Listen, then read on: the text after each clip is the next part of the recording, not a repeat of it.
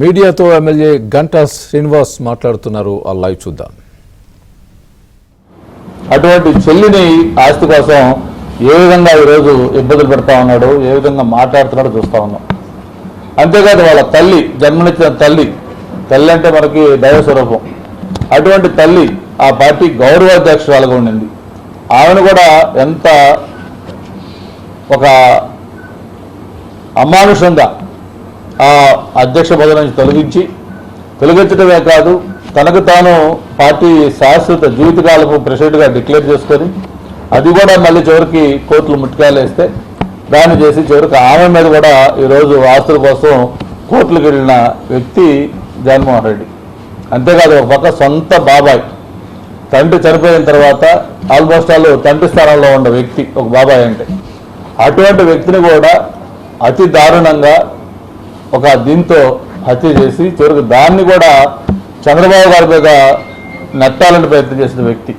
అంటే ఇవన్నీ కూడా ఎందుకు చెప్తా ఉన్నానంటే ఆయన క్యారెక్టర్ ఏంటి, ఆయన యాటిట్యూడ్ ఏంటి, ఆయన ఏ విధంగా వ్యవహార శైలి ఉంటుందని చెప్పడం కోసం అటువంటి వ్యక్తి ఈరోజు మళ్ళీ నిన్న మాట్లాడుతూ శుద్ధులు చెప్తా ఉన్నాడు.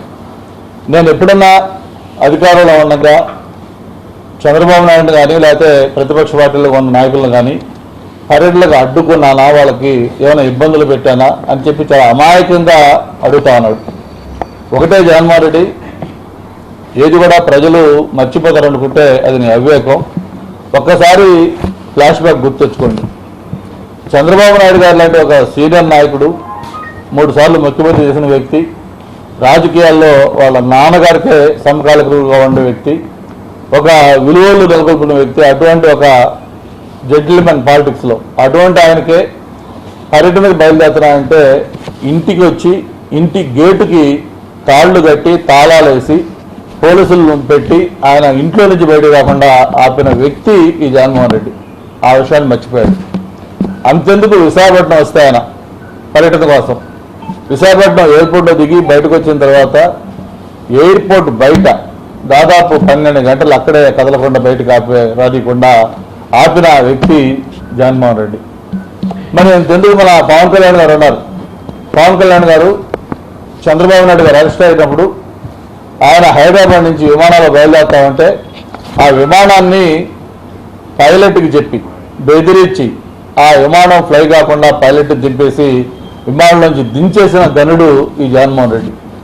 సరే, రోడ్డు మార్గం వస్తూ ఉంటే చివరికి పోలీసులతో పెట్టి ఆ రోడ్డు మార్గంలో కూడా వెహికల్ రాకుండా ఆపితే పవన్ కళ్యాణ్ గారు రోడ్డు మీద పడుకొని నిరసన తెలియజేస్తే ఆ వచ్చిన జనం క్రౌడు వాళ్ళని తట్టుకోలేక, ఆ ఒత్తిడిని తట్టుకోలేక అప్పుడు ఆయన వదిలేస్తే ఆయన రాజమండ్రి చేరుకున్నాడు.